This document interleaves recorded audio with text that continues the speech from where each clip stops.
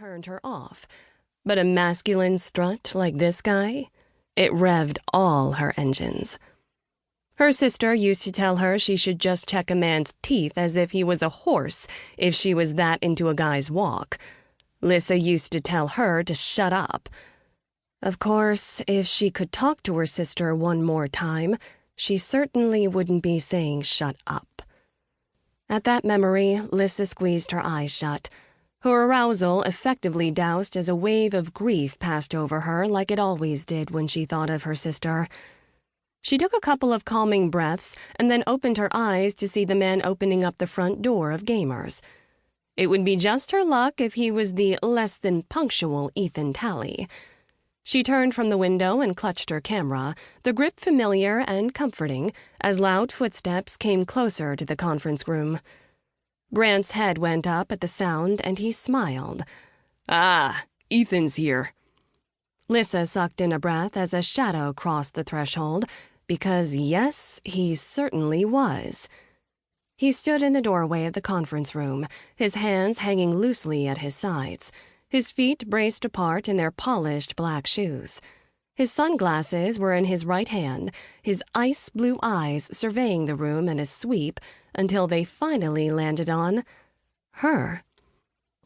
Did she imagine the slight stiffening in his body at the sight of her? She blinked, willing herself to maintain a passive expression while she took in the scars that crept up his neck and along his jaw like flames. Oh, yes. She very much wanted to photograph him and learn his story, except this guy didn't look forthcoming at all. His jaw was tight, his hands clenched so hard she feared he'd break his sunglasses, and his eyes were shards of ice. His gaze darted to Grant. "What's she doing here?"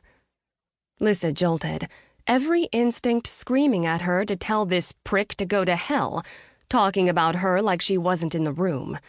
He was either a misogynist, a dick, or a racist at the sight of her black skin.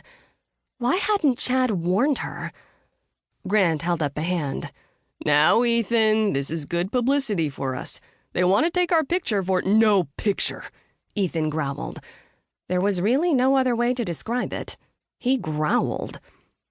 Lissa was no stranger to people who were opposed to having their picture taken. It happened a lot when she took photos for the newspaper, but she hadn't expected this here. At all. Grant had reached out to the newspaper for an article, so she'd assumed everyone would be okay with her presence. Not so much. She needed to take control of the situation, so she stepped forward with her hand out. "Hi, I'm Lissa Kingsman." He stared at her hand like it would poison him. Finally, he reached out and clasped it, shaking it firmly, never taking his eyes off her camera, as if at any minute it would begin to snap away. He said with hesitation, "Ethan Talley." There was something familiar about his voice, and Lissa racked her brain trying to place it. He dropped her hand and moved to sit down beside Grant. "I'm not comfortable with this."